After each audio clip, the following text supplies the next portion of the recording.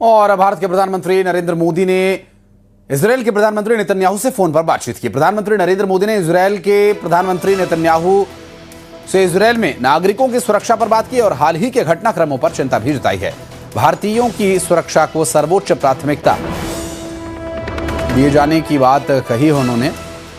और इस वक्त जिस तरह से इजरायल और ईरान के बीच जबरदस्त भीषण युद्ध छिड़ा हुआ है, इस युद्ध में इजरायल में या ईरान में या फिर जिन देशों पर ईरान के द्वारा हमले किए जा रहे हैं उन सभी को लेकर भारतीय प्रधानमंत्री भी चिंतित हैं। और ऐसे में भारतीयों की सुरक्षा को सुनिश्चित करना उनकी सर्वोच्च प्राथमिकता में शामिल है। और ये बात उन्होंने इजरायल के प्रधानमंत्री नेतन्याहू तक भी पहुंचाई है।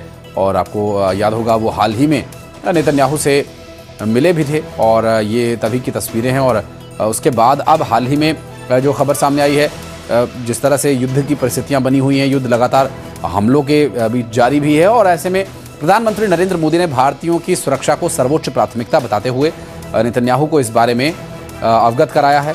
और इस बारे में उन्होंने ध्यान रखने के लिए भी कहा और हाल के घटनाक्रमों पर चिंता जताते हुए उन्होंने कहा कि जल्द से जल्द किसी भी तरह से दुश्मनी खत्म कर युद्ध को रोका जाए, इसके संबंध में भी बातचीत हुई।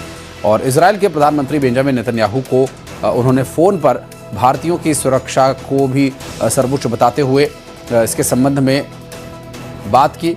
और क्योंकि कई जगह पर भारतीयों के होने और वहाँ से फंसे होने की तस्वीरें भी सामने आई थी। और हालांकि अभी सर्वप्रमुख रूप से दुबई में जो कुछ हुआ वहाँ पर मौजूद, चूँकि काफ़ी संख्या में भारतीय वहाँ आते जाते रहते हैं, ऐसे में उनकी सुरक्षा को तो ध्यान में रखा ही जा रहा है। साथ ही साथ इजरायल या ईरान में मौजूद भारतीयों की सुरक्षा को भी सर्वोच्च प्राथमिकता दिए जाने के लिए उन्होंने बातचीत की है।